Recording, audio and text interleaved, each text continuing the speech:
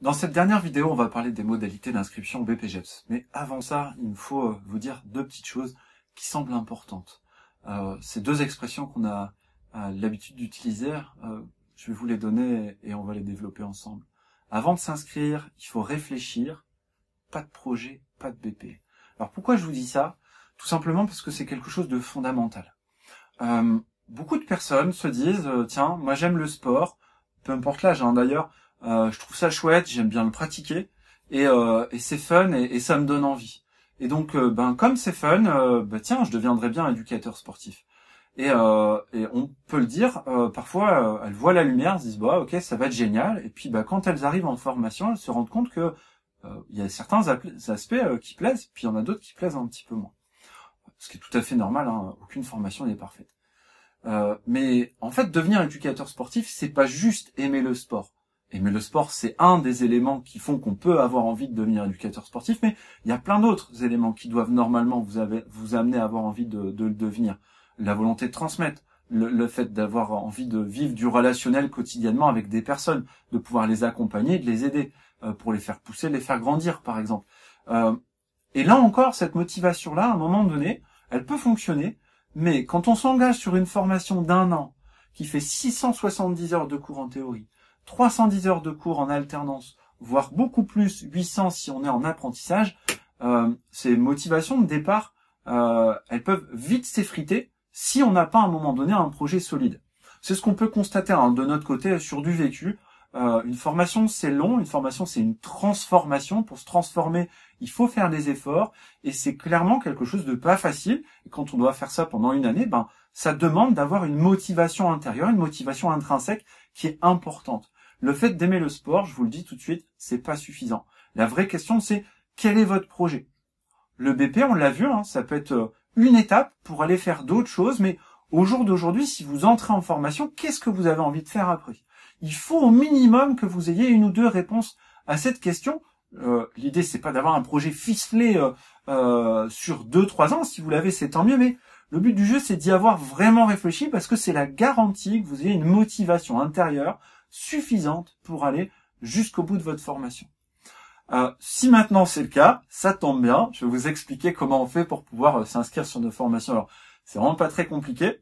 Mais avant ça, dernière petite chose, pour s'inscrire sur un BPJEPS, il y a au minimum 3 prérequis. Le premier, il faut que vous ayez au moins 18 ans à la fin de votre formation BPJEPS. Pourquoi? Parce qu'un BPJEPS, c'est un diplôme d'état professionnel qui donne le droit à une carte professionnelle. Et pour obtenir une carte professionnelle, il faut avoir 18 ans. Vous pouvez éventuellement avoir 17 ans à l'entrée du BP, mais objectif 18 ans à la sortie. À vous de voir, mais en tout cas, ça c'est possible. Premier prérequis, c'est celui-ci. Le deuxième, c'est que vous devez forcément avoir un certificat médical qui vous donne le droit, 1, de pratiquer des activités sportives, on en a parlé ensemble, mais 2, de pouvoir également les enseigner. À ce sujet, une personne qui est porteuse de handicap est tout à fait à la possibilité de rentrer en formation sans aucun problème, dans la mesure où cette dérogation médicale elle est donnée. Et puis on fera le point avec elle pour voir s'il y a des aménagements nécessaires à l'entrée en formation ou sur des modalités en cours de route. Dernier prérequis, c'est le fait de posséder le PSC1 ou encore le SST. Il existe plusieurs diplômes équivalents. C'est le premier niveau de diplôme de secourisme. Alors, ça tombe quasiment sous le sens. Je peux pas rentrer dans une formation où je vais apprendre à former des personnes, à gérer des groupes de plusieurs personnes, enfants ou adultes, sans être en capacité de pouvoir leur porter secours. Donc pour pouvoir entrer en BPJEPS, il faut forcément posséder ce PSC. Alors je vous dis pas qu'il faut les avoir tout de suite avant de faire la suite des étapes que je vais vous donner, mais il les faut avant d'entrer en formation. Pour pouvoir entrer en formation, la première des choses, c'est de vous rendre sur notre site, EDO Sport Animation, sur la page du BPJEPS Activité Physique pour tous. Vous trompez pas, il y a un sport collectif, donc c'est bien la bonne qui est Activité Physique pour tous. Et puis là, vous allez retrouver tout un descriptif de la formation. Et vous allez également avoir un lien vers un formulaire. C'est un formulaire de préinscription. Vous allez le compléter. Vous avez pas mal de questions sur votre état civil. Est-ce que vous avez déjà réfléchi à des structures d'alternance? Comment vous avez envisagé de, pourquoi pas, financer votre formation?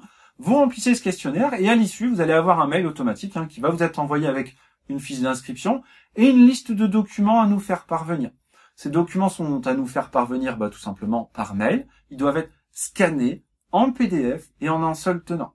Tout simplement, il faut que ça soit des documents qui soient scannés proprement, parce qu'on les transmet au ministère de la Jeunesse et des Sports.